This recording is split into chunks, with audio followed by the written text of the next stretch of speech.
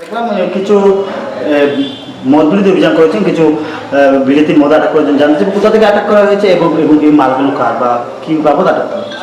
আজকে আনন্দবাজারে আমাদের যে আনন্দবাজারে যে নাকা আছে সেখানে নাকা চেকিংয়ের সময় নাকা পার্টি একটা আসাম নাম্বারের একটা বোলেরো গাড়ি ডিটেইন করেছে। সেটা চেকিং করে সেটার মধ্যে প্রচুর পরিমাণে বিলেতি মদ উদ্ধার করা হয়েছে এবং একটা যে ক্যারিয়ার ছিল তাকেও ডিটেইন করেছে। এখান থেকে প্রায় 600 বোতলের মতন বিভিন্ন ব্র্যান্ডের ফরেন লিকার সিজ হয়েছে। স্যার এগুলো যে ব্র্যান্ডের মদগুলো এগুলো ত্রিপুরা না আসাম? এগুলি মূলত আসামের তৈরি। স্যার যাকে আটক করা হয়েছে তার নাম কি, বাড়ি? তার নাম সুবীর দাস, বাড়ি হচ্ছে ধর্মনগর কলেজ রোড। স্যার বিকালবেলা দেখা